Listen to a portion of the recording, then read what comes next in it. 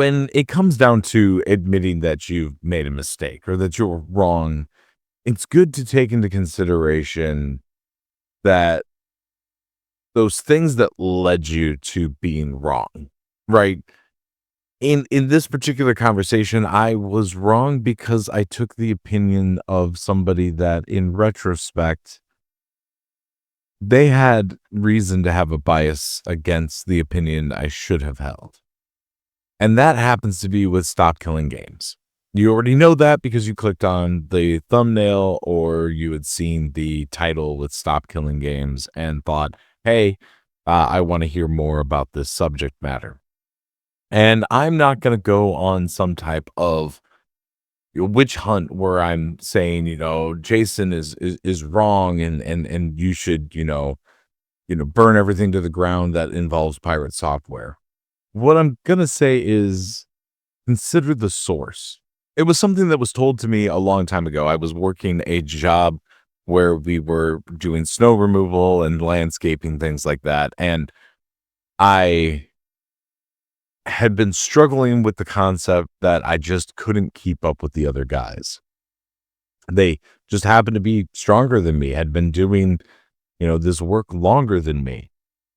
And so, I was sitting there on a concrete slab for some bank and just kind of catching my breath. And one of the older guys came up to me and I was like, yeah, no, so and so said that I don't seem to be able to do this type of work or whatever. And he just went off and said, consider the source. And it's like, yeah, maybe I can do this work. I just, have to build up over time. Well, that same thing kind of applies here. Consider the source. Pirate Software is in game development. He has worked for the game development companies, big companies like, Blizzard, and worked on World of Warcraft type stuff. He might have a bias that is contradictory towards the concept of consumer protection and you owning the things that you pay for. I've moved over to Linux this year. And while there are certain things that I still need Windows for, those things have diminished greatly, down to the level that I only really boot in to play Fortnite with my wife and start the whole recording process for showing you how to go from Windows to X Linux. That's pretty much all that I need it for. So it's to play video games that are DRM locked, and Tim Sweeney should, I don't know, start doing something with Linux. And to show you how to leave Windows. I want to do another video, but we'll talk about that later. I'll digress. Consider the source. And that's where my mistake was. And my mistake is that I didn't push for this initiative earlier. Not much can be done about it. Thankfully, we're at 84% of what is needed to accomplish this initiative being reviewed by the EU. Right? This isn't to codify into law.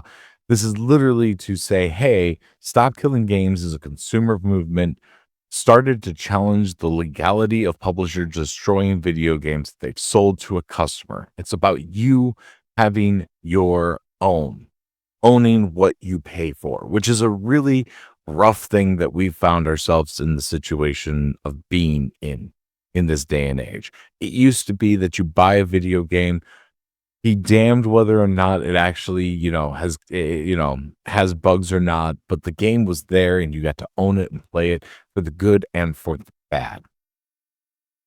Jason described it as, something that's going to put a lot of weight and heavy lifting and whatnot. No. We just want the code. We want to be able to make the game work. We want you to not disable everything and lock it down and tell you, hey, you spent $60 on it. Thanks for the $60. Fuck off and, grab the next version if there is another version of the game. That's what it's about. And so I owe an apology to Ross that I had taken the opinions of somebody that was paid essentially to have this opposite opinion. I'm not saying paid as in like, he got a call from Ubisoft and they're like, hey, Thor, you gotta fix this. we can't have this one take off. I'm not saying that. I'm saying his income is based on being opposite of consumer protection. And the reason why I'm saying that is because it's evident. The information's right there. My dumb butt should have actually realized it. I shouldn't have taken Thor's opinion of, hey, this could actually cause a lot of issues. It can't. It's not gonna cause issues. We're just saying make sure the game isn't destroyed. Make it so this way there is a path to continue playing it, whatever that may be, when you're done playing it and selling it. Sure, he had an argument about bad actors going up and destroying the game so this way they could then, I have no idea, like somehow then monetize that. I really don't see his point. I didn't see his point back then, and I still don't see his point now of like having bad actors. Yeah, bad actors exist in everything. Other companies will sabotage each other all the damn time. That's not a reason to not protect the consumer from the publishers that want to take their money and then say, thank you, fuck off, have a nice day. Stop Killing Games is literally just the thing that I read. Stop Killing Games is a consumer movement started to challenge the legality of publishers destroying video games that they've sold to the customers. If you live in the EU, because in the United States, we don't believe in protecting people, we believe in protecting companies, go take a look at it. Sign it. You can actually change things for the rest of the world. I don't likely see a way that they could accomplish doing this in some direction that prevents us from having the ability for all to have that right. Somehow somebody might accomplish pulling an Apple, but that's a whole different story. I have been right to repair for my entire life. I should also be right to own. And that's my fault. That's me taking accountability on my own end of it. Please help us with protecting game. See you guys in the next one. Don't be afraid to dive on it.